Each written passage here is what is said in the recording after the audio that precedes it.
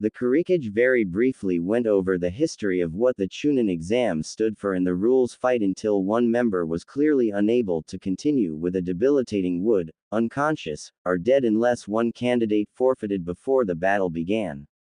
The names of the candidates would be announced with village of origin at the last minute, as well as the matchups. There would be a 5-minute period between battles in the first stage, with a break of 30 minutes between the first and second stage. Any Chunin candidate could be promoted or none, it depended on what the observers judged based on the battles they saw, although the candidates who made it to the finals had the best chance of being promoted. Everyone then left to stand or sit in the section set aside for the Chunin candidates. Then the proctor for the exam, a bland man with short brown hair, pale skin, and tan and gray shinyobi wear announced the first two to battle. It was Uchiha Sasuke of Konohagakure vs. Kenta Taiki of Kurigakure. Sasuke swiftly walked to the arena after a few quiet words from Kakashi, who for once was not late. Taiki, wearing a thin gray muscle shirt, his tattoos, and black shorts plus his swords walked more slowly, swaggering slightly. The bland proctor stood waiting in between, and asked, "Do either of you want to forfeit now? You won't get the chance once the battle starts." Sasuke simply scoffed, while Taiki loudly proclaimed he would never forfeit, that the Konoha rookie probably wouldn't even be able to scratch him before he cut him into pieces. "Very well, Hajime," the proctor shouted before jumping back into the edge of the battleground. Taiki drew his sword from his back and rushed toward Sasuke, who stood his ground and began quickly making hand seals for the fire flower jutsu. Sasuke released the jutsu, finally starting to move as he blew the small fire balls in their pattern and aimed for Taiki. "Fire flower jutsu," Sasuke announced as Taiki began to sidestep and jump. All but one of the tiny fireballs were dodged, but that one caught Taiki's shirt and caught it on fire fast. The thin material burned quickly, until Taiki splashed some of the muddy water on it as Sasuke started quietly pulling out and holding 6 kunai in his hands, secretly tying wires to them. After Taiki put out the fire, most of the front of his shirt was gone, with the skin beneath pink from burns and splattered with the muddy water. There was only a thin strip of cloth near the top preventing the shirt from becoming a vest. Taiki then charged with a humorous war cry of, "How dare you ruin my shirt!" Sasuke swiftly started throwing the kunai, alternating regular kunai. Taiki easily dodged what seemed to be poorly thrown kunai. Until, with only 3 swift hand signs, Sasuke released another jutsu, Phoenix Fire Flower Jutsu, again aiming the fireballs much more widely. Taiki laughed since the fireballs would clearly miss him even if he did not dodge. Then he saw what seemed to be ropes of fire and flaming kunai curving toward him, and had to make a giant leap while turning to cut the wires with his sword. While Taiki was off balance, Sasuke charged with another kunai in his hand and slashed at Taiki while he was still turned from cutting the wires, cutting him on a shoulder before Taiki recovered and slashed down and towards Sasuke's neck with the sword, moving his other arm in a wild-looking flail to disguise the move from Sasuke. Sasuke barely dodged the sword in time by backing a step and leaning far back, which left him off balance as Taiki drew his short sword and slashed thrust forward with both, the short sword aimed at Sasuke's waist and the longer sword at the middle of Sasuke's chest. Sasuke was forced backward again, and deflected the tip of the longsword with his kunai. At that point Sasuke stumbled into one of the shrubs, then leapt sideways to dodge another attack from Taiki, who had begun to seem less wild and much faster. The match seemed now to be in Taiki's favor, with Sasuke dodging multiple attacks from the swords and trying to gain some distance in order to use one of his jutsu, or getting too close for the swords to be of use with taijutsu, but Taiki was keeping him off balance and not letting him get time. Finally Sasuke had enough, made a giant leap backwards, activated his Sharingan, then rapidly made the signs for his new favorite jutsu, Dragon Fire Breath, which sent out a continuous stream of fire that spread out from the mouth. This caught Taiki by surprise, and the arm and hand holding his longsword were burned, with Taiki being forced to drop the sword in pain. After that, Sasuke dominated. With his Sharingan active, no move of Taiki's was a surprise, and Taiki was hindered with only one sword in his offhand, the other being too burned to hold anything. Sasuke finally finished, with a surprising taijutsu combo that kicked the other sword away, punched Taiki in the solar plexus, then another punch towards Taiki's nose, and a kick to the back of his head as he fell back. After that, Taiki was unconscious, with a bleeding nose and likely a concussion due to the kick in the head. There was a long moment of silence, and then the proctor announced, "Suza, winner, Uchiha Sasuke of Konohagakure." As a team of medics rushed out to remove Taiki, one of them picking up the fallen swords as well.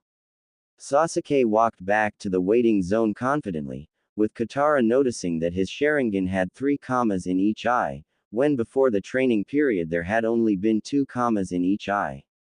After everyone was off the arena floor, the proctor walked to the middle and announced, "Yuruyu Akita of Iwagakure vs. Masumi Katsume of Kurigakure." The Iowa Kunoichi walked unsteadily to the arena, with wide eyes looking at Katsume as she gracefully stalked out. The two walked until they were facing each other, then the proctor asked if one wanted to forfeit, giving a long pause as Akita struggled with her decision, before deciding she did not want to forfeit. Just by looking at the two, Kitara knew the battle was likely to be short and one-sided in Katsume's favor unless Akita was a very good actress. With a token, Hajime. The proctor leapt away. Akita threw a bunch of shuriken even as she leapt backwards, while Katsume drew one of her odd sai and casually deflected the few shuriken that were on target. Akita hurriedly started making signs while Katsume ran towards her. A large chunk of earth rose out of the ground at Akita's last hand sign and hovered, then shot at the charging Katsume. Katsume dodged, although the edge of the chunk clipped her elbow, which had swung wide.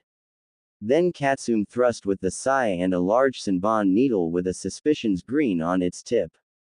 Akita dodged the Senbon, but the sai slashed her chest, cutting into the shirt and leaving a single line of dripping blood in her skin near on her left, with a good portion of that now shown as well. There was a hoot from the males in the audience at that and a rude call of, "Rip up more of it," from somewhere.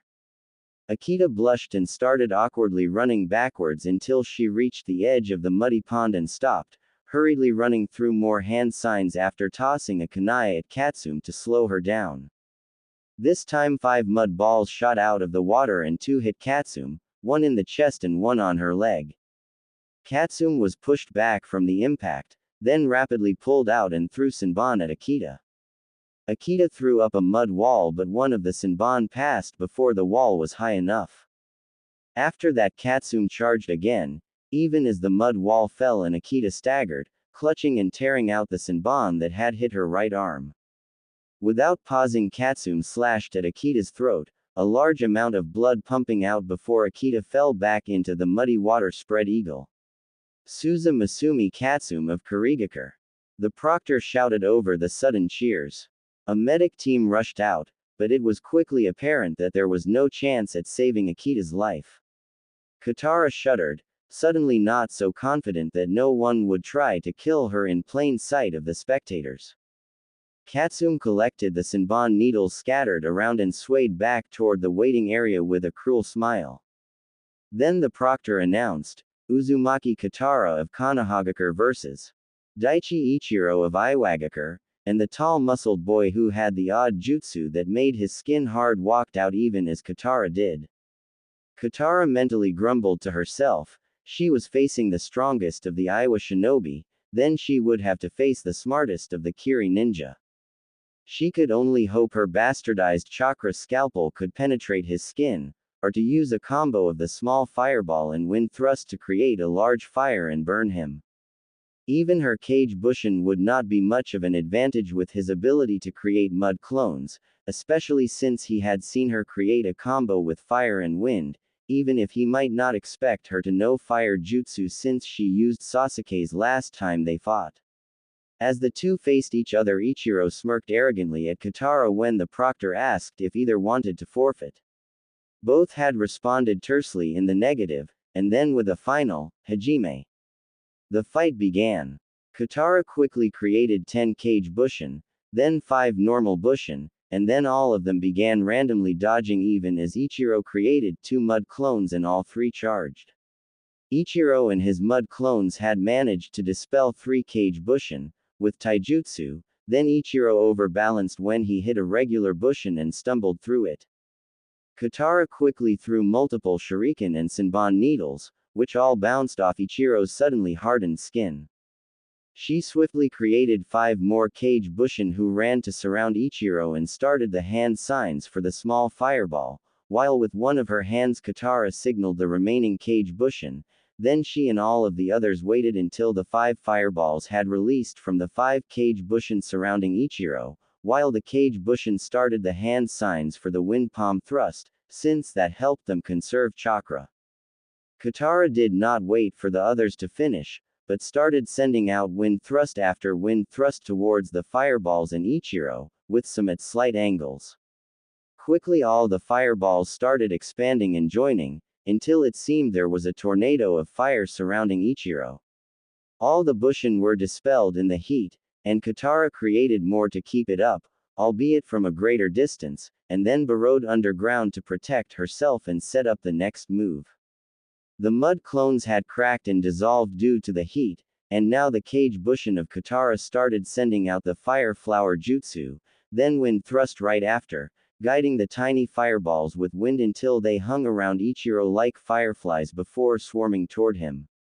His clothing was already burned a great deal and there were burn marks streaked across most of his skin, so he quickly created a dome of mud surrounding himself, a modification of the mud wall no doubt. Meanwhile Kitara had crept up underground, then readied her bastardized chakra scalpel. She burst out and hamstrung Ichiro, who had not been able to maintain his rock skin and his mud dome at the same time. He staggered, the mud dome falling, but managed to kick Kitara's shoulder hard before she got out of range. After that Kitara started peppering Ichiro with kunai, senbon, and shuriken, adding wind chakra to give them more piercing power and speed, while Ichiro maintained his rock skin and locked his legs to stay upright for a time. Then he collapsed to his knees, but created a mud clone to defend him as he started a complicated jutsu. Kitara created 5 cage bushin to deal with the mud clone while she created her bastardized chakra scalpel and charged the real Ichiro. He finished his jutsu before she managed to get to him, but she was protected from it anyway because she was so close.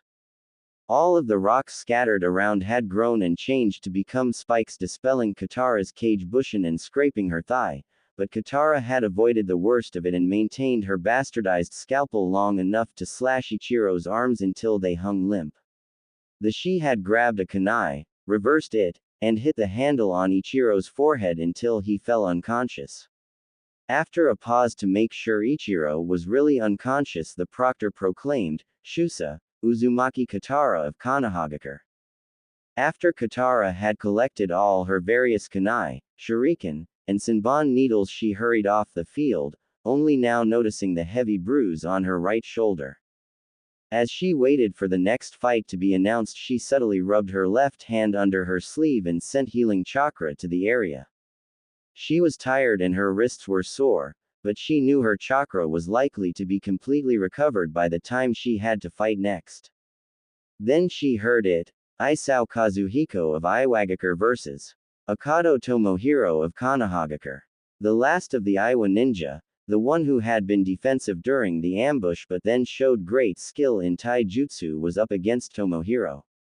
Kitara thought that would actually be a good match. Tomohiro could set up genjutsu while Kazuhiko was sheltering behind that mud wall, and could steal chakra or keep Kazuhiko at length when he attacked with taijutsu. She wondered how much Tomohiro had improved in those 3 weeks. She had only occasionally seen him, since whenever she or a cage bushin saw him training they made a point to go to a different training ground unless he saw her and waved for her to join him. That had only happened once, with one of her teams of 3 cage bushin. Tomohiro had practiced a genjutsu, but even her cage bushin had been able to dispel it easily. Gardening. Once Kazuhiko and Tomohiro were facing each other, the proctor asked his now ritual question about forfeiting, with both answering in the negative. Then Tomohiro surprisingly charged without drawing his sword, starting an unfamiliar series of hand signs. Kazuhiko immediately backed up, then created a mud wall. Nothing seemed to happen, but Kitara thought that maybe Tomohiro had set up a genjutsu. After that, Tomohiro stood still with his hands in the last hand sign for a few seconds. Then he slowly reached and drew his sword, still standing still. Eventually, after about a minute, Kazuhiko dropped his mud wall. Then Tomohiro started walking toward Kazuhiko with his sword outstretched. Kazuhiko started a jutsu using 5 hand signs, and the muddy water behind him extended and became a snake coming out of the water. The snake then extended, and struck toward Tomohiro. But somehow Tomohiro was able to strike the water snake with his sword, and it dissolved and splattered on the ground.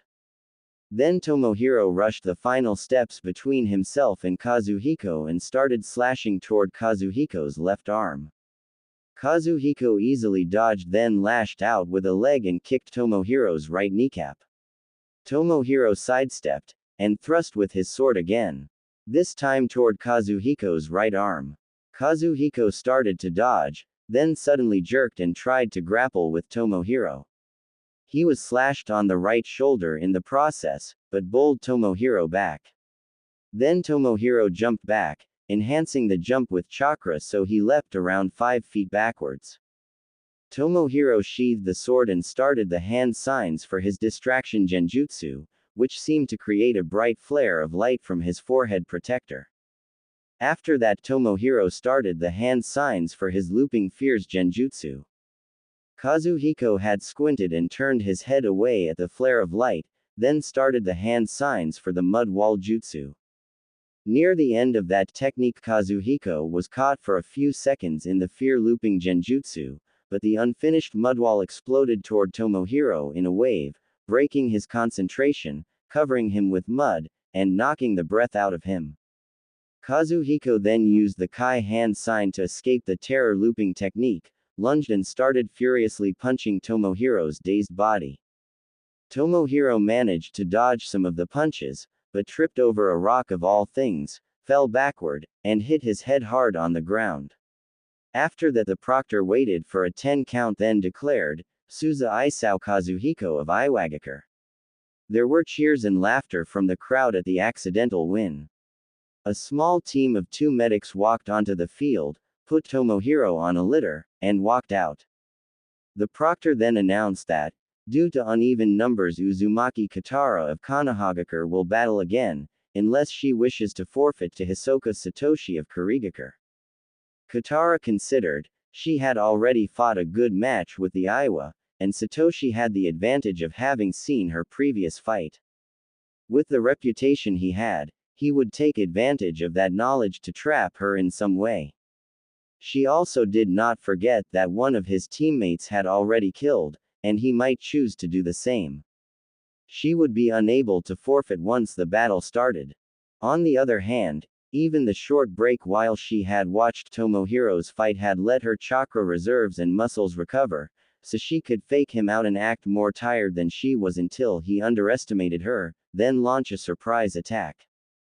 Although it tended to have uneven results, pumping a huge amount of chakra in the simple E-ranked spark jutsu could paralyze Satoshi if he was underwater at the time. She knew her wind and fire jutsu combo would be useless except as a distraction to such an advanced water user. Still, there would be an uneven number again if she forfeited, and she might still advance even if she lost, as long as she was not too badly injured. Also, she knew with the numbers as they were, she or Sasuke would have to face Satoshi eventually.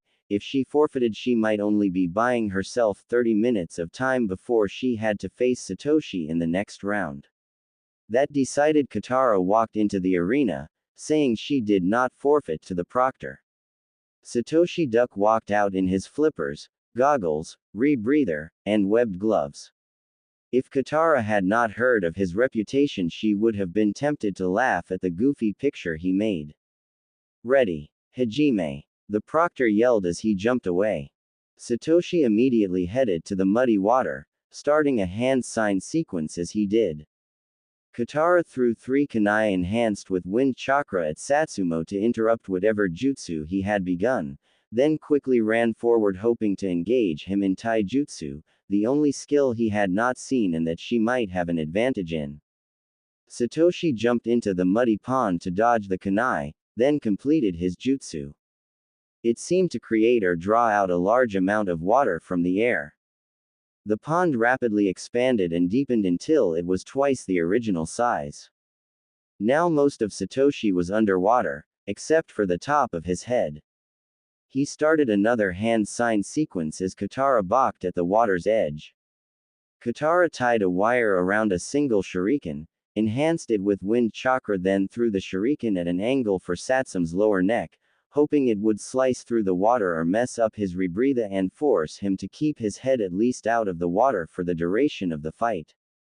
The wire was to give her a connection to keep sending wind chakra, since a shuriken was barely substantial enough to have even a little bit of wind chakra. She also hoped the wire might wrap around Satoshi's neck if the shuriken missed, choking him temporarily, maybe causing him to lose consciousness. Or she could then overpower the simple E-ranked spark jutsu to shock and perhaps paralyze Satoshi, depending on how swiftly she could react and control her chakra depending on what happened. Kitara knew that trying to water walk or wade into the water was a recipe for disaster with a Kiri ninja. Satoshi did not try to move to dodge, other than leaning back in the water a bit. Instead he rapidly made hand signs, and the water started swirling and churning around the shuriken. Then the water wrapped around the shuriken and pushed outward violently toward Kitara. She had to dodge her own shuriken and release the wire to prevent herself from getting injured. The water released the shuriken, but started curving to attack Kitara again. This showed the extreme control Satoshi must have over the jutsu, since he was continuing to guide the water after the original diversion of her attack. A defense turned into an effective offense. Kitara moved well away from the water, deciding to make Satoshi leave the water or waste chakra sending long-range attacks from the water. She refused to let him keep the advantage of terrain. Kitara created 3 cage bushin and weaved with them so Satoshi would hopefully lose track of the real her. Then she sent 2 to start feinting attacks, dodging and moving back if he showed signs of attacking. She and the other cage bushin observed and tried to think of some way to attack without wasting chakra or leaving herself vulnerable. Bottled water. The audience started muttering. Since this was very boring, they wanted to see action. Kitara went over the jutsu she knew yet again, but realized that the few semi-long range attacks she had were useless. Wind palm thrust lost power the further away she was, so could never do damage through the water, and fire would also be useless against water. Weapons were unlikely to penetrate either, as seen by the failure of the shuriken. Kitara was a close to mid-range specialist, she had rarely thought of fighting from a distance. Yet going near Satoshi in his water pond would give him the advantage. Taijutsu would not help either, not with Satoshi determined to stay in that water. The cage bussin would be the best choice of attacking and not risking herself. However, each cage bushin was easily dispelled, so Satoshi was not in any danger from them unless he let down his guard or was overwhelmed by sheer numbers. Again though, creating a large number of cage bushin was a waste of chakra, and Kitara did not want to reveal just how high her reserves were or how fast she had recovered. Kitara decided to try something. She carefully removed the 2 explosion tags she had and wrapped them around kunai, then handed each to a cage bushin. Sound was said to travel in water, so if the kunai exploded just above the surface she might disorient or deafen Satoshi. In the confusion, Kitara would rush in and try to force Satoshi out of that water. Each cage bushin ran towards Satoshi, and added wind chakra to the kunai in addition to the tag, so hopefully the shrapnel from the explosion would travel fast enough to injure Satoshi. The two Kitara clones made their throw. Satoshi began to create hand signs for the jutsu he had used last time, whatever it was. Then the two kunai exploded. Bam! PSHEW. Shards of sharp metal rained down on Satoshi, causing numerous minor injuries. The two Kitara clones had dispelled due to low chakra and the pressure wave from the explosion. That was an unexpected side effect. The water had expanded outward from the sites of the explosions, leaving Satoshi's entire head and parts of his shoulder exposed. Then Kitara and her last remaining clone rushed in. Both used a modified wind palm thrust and punched the air hard, creating a bludgeon of wind to push Satoshi back and hopefully upwards out of that water. Both also followed behind the bludgeons of wind, to try to engage Satoshi in taijutsu at his vulnerable moment. Satoshi was hit by the bludgeons of wind, but the water had reduced their effect greatly. Satoshi then saw Kitara and her clone rushing in, and created a water wall. His pond was now much smaller, but Kitara could not see or attack Satoshi.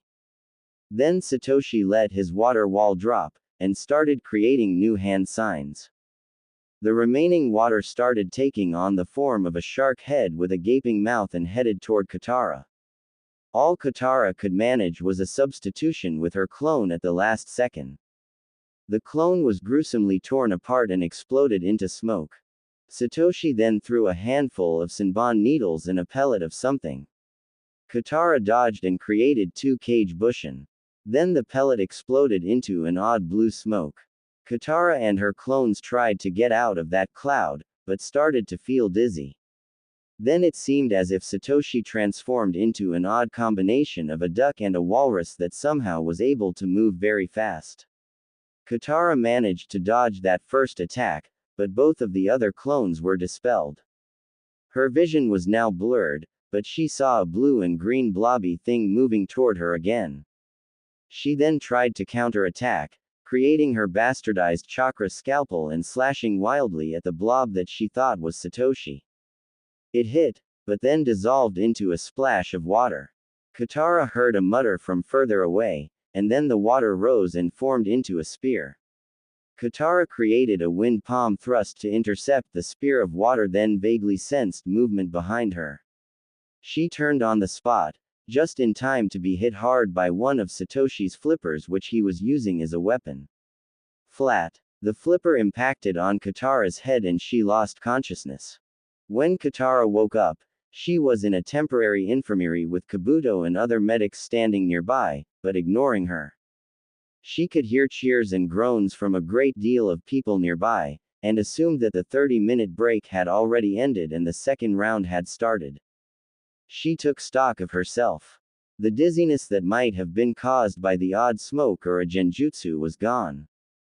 Kitara felt a slight headache and tenderly touched her forehead, but felt no lump, so it already must have healed. She then wiggled her extremities and carefully sat up. Kitara looked around and caught the attention of Kabuto or one of the medics. "Hi Kabuto, thanks for watching over me. May I go and watch the rest of whatever match was currently occurring, and am I was still in the exam, or did I miss my match?" The medic nearby frowned, but reluctantly gave permission to leave, and said that as far as he knew she was still in the exam, but that she should probably forfeit since head injuries were tricky and Kitara could make any internal damage worse. Kabuto simply smiled but did not say a word. Kitara did not comment but instead carefully swing herself off the cot and stood. She waited to make sure there was no dizziness, then slowly started walking toward the stands of the arena. When Kitara made it to the stands set aside for candidates, she found that Kazuhiko was fighting Sasuke. She learned that the battle had been going on for a good 10 minutes already, but that this was the first battle of the second round. Kazuhiko had been mostly defensive, using the slightly muddy ground to create an earth wall against Sasuke's fire attacks. Instead of Kitara having to battle twice again, she would face Katsume, then the winner of this bout would fight Satoshi. If that person lost, the final round would be a free-for-all of 3 people battling. If the winner of this bout won a second time, it would just be the winner of Kitara and Katsume's match against that winner. Which meant that if Sasuke won, Kitara would face him if she won against Katsume no matter what. If he lost, she would face Kazuhiko and likely Satoshi again, since she doubted that Satoshi would lose to Kazuhiko. However, by this stage, any one of them could be promoted no matter how well or poorly they did against their next opponents.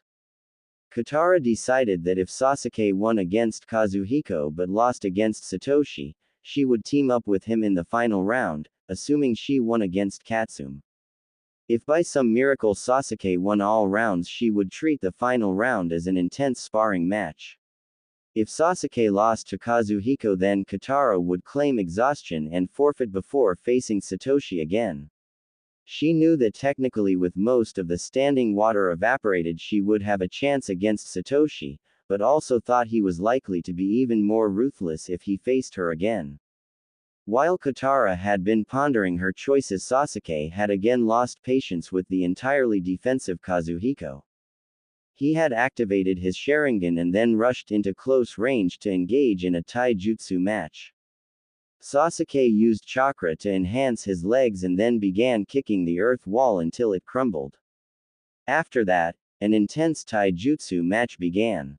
Kazuhiko used an odd style, and was able to dodge many of Sasuke's blows. Very few of Kazuhiko's blows got through to Sasuke, so it was close to a stalemate for a time. Until Sasuke suddenly dropped the weights that both Kitara and Sasuke were so used to that they considered them a part of their outfit. Then Sasuke sped up slightly and started landing more blows. Kazuhiko endured, but it was clear he was tiring. Sasuke was likely tiring too, but at least he did not have bruises and injuries on top of his exhaustion like Kazuhiko did.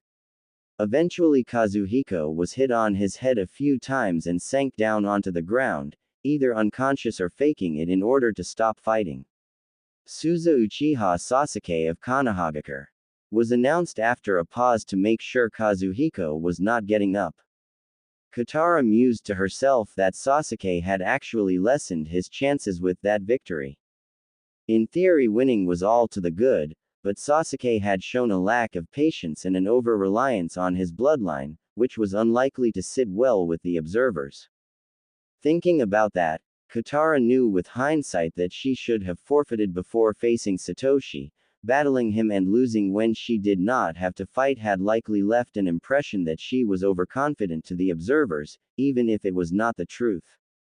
Still, Kitara reminded herself that she was considered a rookie, and even if none of the Konohagakure team was promoted now, the experience would help them at the next exam. After all, Kitara now knew she needed to learn a few long-distance skills. Tomohiro needed to improve in general, and if there was anyone who could get through to him that he needed to improve, Sasuke could do to become more rounded in his skills and learn some patience. Plus there was still a chance that the next battle would again improve her chances. After all, she clearly had many skills, and if she demonstrated those skills, the observers might conclude that her fight with Satoshi had been a calculated risk instead of overconfidence. Then the brief break was over, and Kitara had no more time to muse. She had to face Katsume, a clearly skilled weapon user who had not even needed to use any jutsu to win her last battle. The two walked to the center of the arena, Katsume with her graceful sway and Kitara with brisk efficiency. The proctor asked, "Do either of you wish to forfeit before the battle?" as he glanced at Kitara. "No, my injuries have healed well enough, I will not forfeit," Kitara said with a neutral expression. "I do not want to forfeit either," Katsume said. The proctor seemed to sigh, then started jumping back even as he cried out, "Haim." Neither Kitara or Katsume moved for a minute, sizing each other up.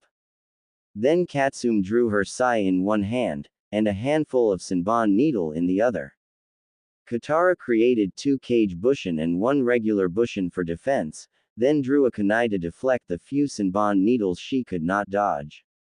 Katsume threw the Senbon, and Kitara dodged and deflected then, even as her cage bushin also moved away in preparation for an attack. For a bit both tested each other without Katsume using jutsu, and with Kitara only using her clone jutsus. Even as they did this, one of Kitara's clones burrowed underground and started setting up for a sneak attack. Katsume had edged and moved until she was near a small puddle, the only one remaining from the mud pond which had been near there previously. Then, Katsume actually used a jutsu. That jutsu created a very thin whip of water which rose up and then snapped toward one of Kitara's clones. The clone could not dodge and was dispelled. Then Katsume repeated a single hand sign at the end of the sequence, and the water whip snapped toward Kitara. Kitara dodged, then created the fire flower and sent it to surround the water whip, sending out a wind palm thrust to help guide and increase the power. Kitara hoped to force the water to evaporate. Katsume made a series of hand signs, and the water whip became a blob of water and moved away. While Katsume tried to save her water source, Kitara rushed in close, trying to force Katsume toward where she knew the cage bushin lurked underground. Both of them had been mostly silent until now, other than calling out the occasional taunt of, "Missed me," or the name of a jutsu. Even as Katsume refused to be hurted, she now called out, "Are you finally warmed up and ready? If this has been your best, you had better hope I'm feeling merciful when I win." Then Katsume drew a second sai and slashed at Kitara. Kitara blocked with a kunai, then drew a second one. Katsume had abandoned the water puddle, but it remained on the ground. Now both kunoichi engaged in a knife battle, Katsume's sai against Kitara's kunai. They moved back and forth, sidestepped, and otherwise dodged, blocked, deflected, and attacked each other. Both started accumulating small cuts from times when they were not fast enough to dodge or block. Thankfully, the sai were not poisoned, so this did not affect Kitara too much. Kitara swiftly learned that the sai were made more for thrusting than slashing, which showed the level of skill Katsume had, that she could slash with them. After a time, Katsume had moved over the hidden cage bushin's hiding spot. So the cage bushin grabbed Katsume's ankles and dragged her down underground, planning to leave only her head above for a traditional end. Katsume managed to kick and free one ankle long enough to dispel the cage bushin. But she was now off balance, with one ankle stuck in the ground and the other still above. Kitara took advantage of this to kick one of Katsume's sai out of her hand and further away. Then Kitara created two more clones and had them both send out the fire flower in order to distract or blind Katsume. Bottled water. In the meantime, Kitara concentrated and created her bastardized chakra scalpel, prepared to disarm Katsume and prevent her from even using that arm. The bastardized scalpel was not nearly as precise as Kabuto's, but it made up for that in the amount of damage it inflicted. Kitara waited, then sent a wind palm thrust to get the remaining mini fireballs out of the way and to knock Katsume even more off balance. As Katsume windmilled her arms, all thoughts of grace gone to prevent herself from falling backward and breaking her ankle, Kitara ran in and struck the arm and wrist with a sai in the hand. The arm immediately discolored and started seeping blood, as Katsume cried out and the sai dropped from her suddenly nerveless fingers, barely missing the foot of the free leg. Katsume desperately and awkwardly made hand signs, and the forgotten water puddle rose, formed a whip, and snapped at Kitara from behind. Kitara was then knocked off balance from the impact and sudden pain. She stumbled toward Katsume though, and crashed into her. This caused Katsume to fall backwards after all. There was then a sickening snap, and a bit of bone protruded from Katsume's ankle. Kitara scrambled away. Then she told Katsume, "You're helpless now. There is no way you can walk or even stand, both your sais are out of your reach, your right arm is practically useless, and all I need to do is stay out of range of your Senbon needles. Proctor, does this count as being unable to continue, or do I have to finish her off?" Kitara asked. The back of her shirt was shredded from the water whip, and there was a bloody line where it hit, but Kitara was easily able to ignore the pain now that she was used to it. Kitara mentally winced at the wording, as if she was going to kill Katsume, but maintained an expressionless face. The proctor stated, seemingly uncaring, "She does still have those Senbon needles, so technically she is able to continue. Do as you will." Kitara knew better than to step into range in order to knock Katsume out, and tried to think of some way to achieve the same result without killing Katsume. If forfeiting were allowed, it would be likely that Katsume would do so, but as it was, Katsume was assumed to still be capable of battle as long as she had a weapon and was conscious. The only thing Kitara could think of was sending in Kage Bushin until one managed to knock out Katsume or she ran out of weapons to throw. It would be obvious that Kitara did not intend to kill, but that would not hurt Konoha's reputation too much, since Konoha ninja were known to be unwilling to kill helpless opponents. Still, that would be very time-consuming and use up chakra. Although there would be a break, while Sasuke battles Satoshi, Kitara wanted to conserve as much as she could in preparation for the next battle. What to do? Perhaps Kitara could use wind chakra to guide a kunai to hit handle first. It seemed like the best idea.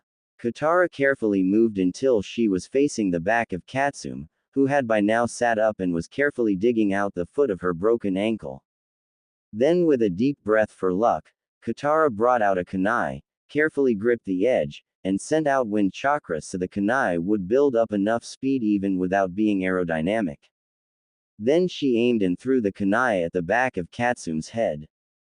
Katsume must have heard the air whistling around the kunai, for she ducked down. The kunai missed, and landed a foot away from Katsume, thankfully out of her reach. By now the foot was free though, so Katsume could drag herself about if she wanted to. Suddenly Kitara realized that Katsume would not be helpless after all. Katsume's sai was also just out of reach, but not if Katsume moved. Kitara could not let that happen, so drew out her own Senbon and threw them. Unless they hit a nerve, vital organ, or penetrated deeply, the Senbon would not kill, but they could be used to distract. Most of the Senbon hit Katsume's back, painful but pointless. Still, leaving yourself blind to an enemy was dangerous. Those Senbon could have been shuriken or kunai. So Katsume twisted and moved her leg to help her turn around to face Kitara. Katsume's right arm hung down uselessly. Apparently the damage had spread enough that muscles were cut or swollen with blood. Kitara cautiously moved back a bit.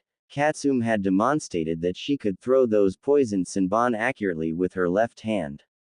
Tisk tisk. You are clearly not very good with those Senbon of yours, and not even poisoned either. Well, you have my attention, but you are showing an appalling unwillingness to kill. You could have killed me 5 or more times while you dithered about trying to avoid that. Only Konoha genin have the option to never kill. If you want to make chunin, you will have to get used to causing death.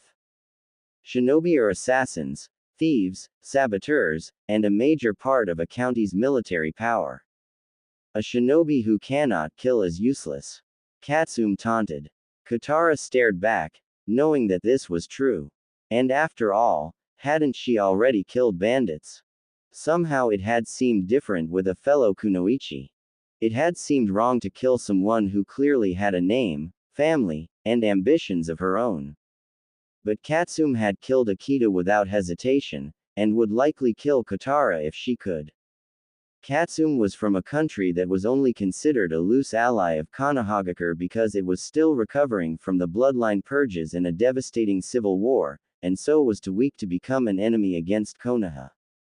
The populace had shown clear antagonism toward Konoha shinobi, so it wasn't that Kurigakure was unwilling to fight, only wise enough to know it would end in failure. That could change in time, when Kurigakure had recovered. If that was the case, wasn't it Kitara's duty to remove a potential enemy, to show that Konohagakure was not weak? But what if that taunt was meant to goad Kitara into a foolish action? Since Kitara doubted Katsume had suddenly become suicidal, a trap was likely. How then to stop or kill Katsume without falling into a trap? Kitara created a team of 5 Kage Bushin and had them spread out in a circle around Katsume. You are right, I should not hesitate to kill, and that is the only way for this battle to end. Kitara stated, trying to convince herself even as she and all her Kage Bushin drew shuriken and started charging them with wind chakra. Kitara had to be careful now, too much chakra and the shuriken might go right through Katsume to hit Kitara and her clones, or dispel all the Kage Bushin if they missed Katsume altogether. The crossfire should prevent Katsume from being able to block, but it was dangerous as well. Too little wind chakra and the shuriken would do only a little more damage than a Senbon needle, or be slow enough to be easily dodged and deflected. Katsume probably had some desperation move, or defensive technique, otherwise she would not have goaded Kitara. Kitara threw her shuriken, carefully aiming at Katsume's stomach, the center of her body mass and most vulnerable target. The others aimed at the back, at the sides, and at the bottom of Katsume's spine. Katsume hssed in pain as she made a single hand sign. From a pouch at Katsume's waist, and from the ground water spouted. Katsume made another hand sign, and the water rose up to defend her. It would have been a good move, releasing water from a ceiling scroll and using it to defend, if the shuriken had been ordinary. But the whole purpose of wind chakra was to sharpen the blades and increase speed and power. The thin wall of water only slowed the shuriken down and moved them slightly off target. The shuriken aimed at Katsume's belly rose a few inches and hit the top of the belly where intestines met. The shuriken aimed at the spine only hit higher on the spine. The shuriken aimed at the sides hit just below the armpits. And the shuriken aimed at the back, between shoulder blades, instead hit just below the neck. The water wall collapsed even as Katsume did. She was now paralyzed from the neck down, and would either die of the infection near her intestines or live paralyzed for the rest of her life. There was a long pause of shock at the sudden ending, then the proctor moved in closer to examine Katsume, then declared, Shusa Uzumaki Kitara of Konohagakure. Once again a team of medics rushed onto the field, this time with a stretcher. Bottled water. Kitara felt slightly sick at what she'd done, but knew that there had been no other way. The medics took Katsume away, to either try to save her life or mercifully end it. Kitara retrieved the various weapons left on the field, leaving the sais at the edge of the arena, and then left the arena herself. If Katsume died, then her family might want the sais to remember her by. The last part of the semifinals would be the battle between Sasuke and Satoshi. After that the final round would come. Who would have thought that 2 Konohagakure rookies would make it to the finals in a Chunin exam held by Kurigakure? Certainly not Kitara. She had not even been sure their team would make it to the 3rd exam. The proctor announced, Uchiha Sasuke of Konohagakure vs Hisoka Satoshi of Iwagakure. Do either of you wish to forfeit? Reluctantly Sasuke forfeited, saying, it would be a waste of chakra to battle now when the two of us will be battling anyway in the final exam. The proctor nodded and announced a 30-minute break for the audience to refresh themselves and the Chunin candidates to rest and plot strategy privately. Kitara caught Sasuke's eye and used the hand signal for combo move, with a questioning tilt to her head, the closest she could manage to ask if he was willing to work together to beat Satoshi before the two of them faced off. Sasuke nodded and then both left briefly to drink some water and a light snack before the final match. Kitara heard many grumbles and heavy betting going on about the outcome of the match. After 30 minutes all three made it to the center of the arena. Kitara noticed the Sai were still at the edge of the field and made a mental note of their location, just in case. Uchiha Sasuke of Konohagakure vs Hisoka Satoshi of Iwagakure vs Uzumaki Kitara of Konohagakure. This will be a three-way match. Last person standing will be declared winner. All or none may be promoted to Chunin. Does anyone wish to forfeit before the match starts? The proctor proclaimed and asked ritualistically. Not a chance, Satoshi said vehemently. No, Sasuke grunted. No way, Kitara said. Very well. Let the finals of the Chunin exam begin, Hajime. The proctor yelled as he jumped back. Immediately Kitara created 6 Kage Bushin and had 3 henge as Sasuke. Satoshi Waddle ran in his flippers to the puddle left behind by Katsume's final defense and then unsealed his own water. Not enough to cover him, but enough to completely surround him. Sasuke activated his Sharingan and started the hand signs for the Grand Fireball Jutsu. As he followed Satoshi, the hanged Sasuke clones followed behind in A versus formation and used wind thrust to add speed and power to Sasuke's attack. Kitara and her clones spread out behind them in a large half circle with Kitara taking the mid-right. Ideally, once Kitara was sure Sasuke would not attack her, she would run to the opposite side of Sasuke. He would use another fire jutsu, with one hanged Sasuke clone also using the smaller fireball jutsu. At the same time 2 of Kitara's clones would also send out small fireballs, with Kitara and the remaining clones sending out wind thrust from behind. This would create a much larger vortex of fire than what Kitara had used on Ikehiro, hopefully enough to evaporate most of Satoshi's water and perhaps give him burns from the superheated steam. It would have to be timed precisely though, so that the real Kitara and Sasuke could escape the fire vortex before it became too intense. Kitara might also create a few more clones and send them to keep the fire vortex burning.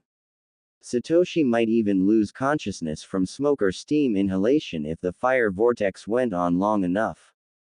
How to communicate such a complex plan to Sasuke though? Would Satoshi even remain on the defensive if it was clear what he would face?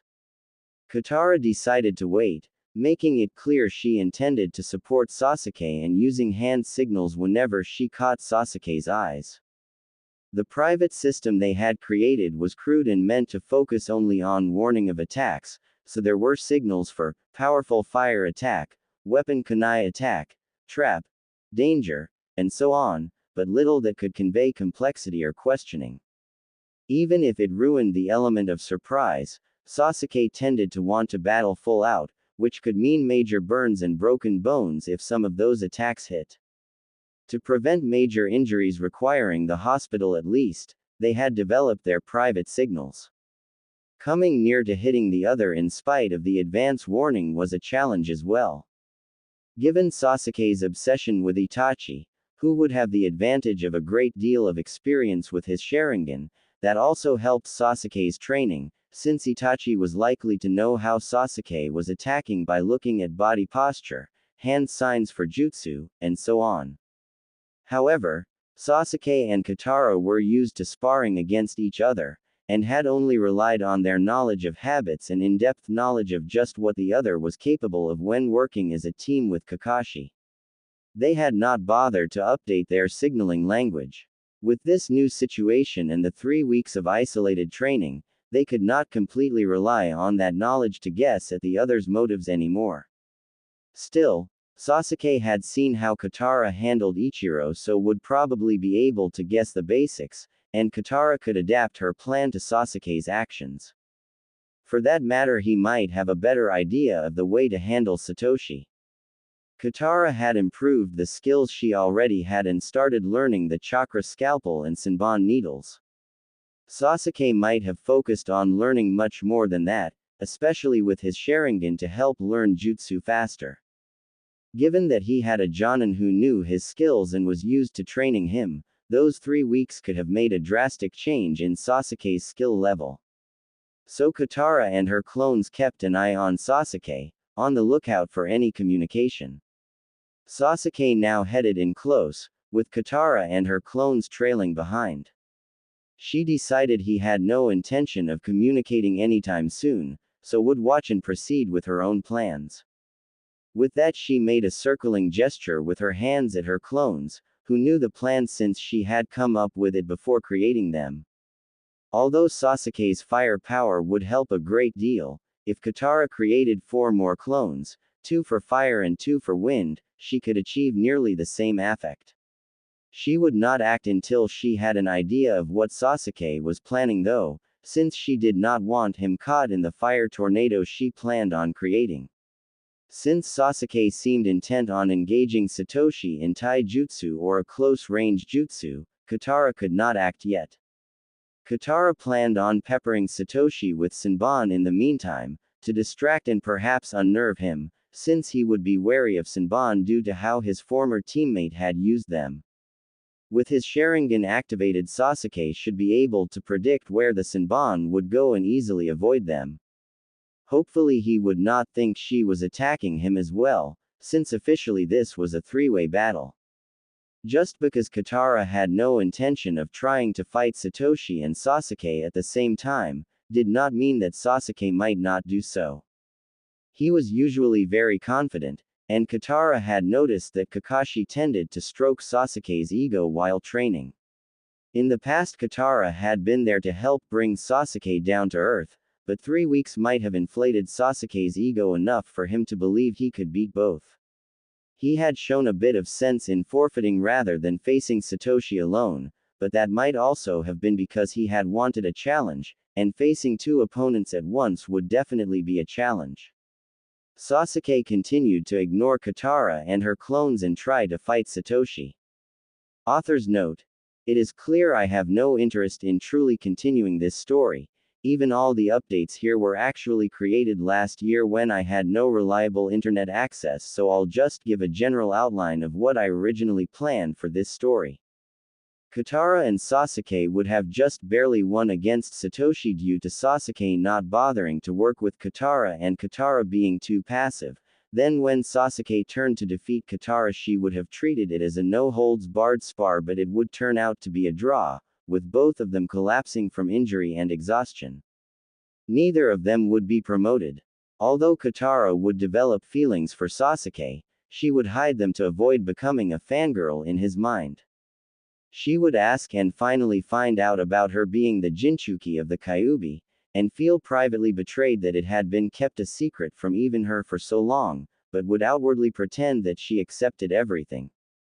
She would still meet up with Kabuto irregularly for lessons and grow used to his odd nature, growing to respect him as one of the few people who actually taught her. Eventually events would catch up with canon, albeit with many minor or not so minor changes. During the training with Jiraiya, Kitara would refuse the Toad summoning contract. Instead, I would use the cliched fanfiction plot device of being summoned to the summon realm of those most suited to the potential summoner to give Kitara a contract with foxes to finally link to the name of this story. Sasuke would still be marked by Orochimaru, but with Kitara putting up a much better fight and catching Orochimaru's interest as well. After the Sound Suna invasion, when the Sound 4 approach Sasuke to get him to defect, they also extend the offer to his 2 teammates, revealing that Tomohiro's family already had ties to Orochimaru. Suand would not be successfully retrieved but would stand by her vow of never returning to Konoha. Danzo would become a Hokage instead, albeit a very unpopular version. He would reveal the secret of Kitara's Jinchuriki status and start trying to rigorously train her to be a weapon. Due to her secret feelings for Sasuke, and her feelings of betrayal from Konoha, Kitara would defect with Sasuke to escape the harsh training and sudden antipathy of the village for her. The whole team defects to Orochimaru with a much longer head start, so although a team is sent after them, they get away cleanly at first, but with Kitara's status as a Jinchuriki, many more resources are used to try to retrieve them, forcing Orochimaru to keep moving the team to bases further and further from the Land of Fire, until he settled on island near the ruins of Uzukusho.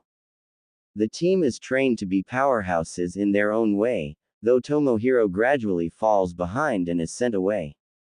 Sasuke develops more respect and the beginnings of some feelings for Kitara, but hides them, believing them to be a weakness, deciding that killing Itachi is the priority. If he still lives after accomplishing that goal, he might ask Kitara to help him rebuild the Uchiha clan as his wife eventually. I would make use of some of the information from the manga anime after Shippuden, but since have that mostly from author rants and spoilers as well as other fanfiction, I don't have any solid plans and clearly I have lost interest in this story. If someone wants to adopt it either with my general outline or even just using the initial idea, chapters, feel free. I just ask that you notify me and give me some of the credit in the first chapter of your story.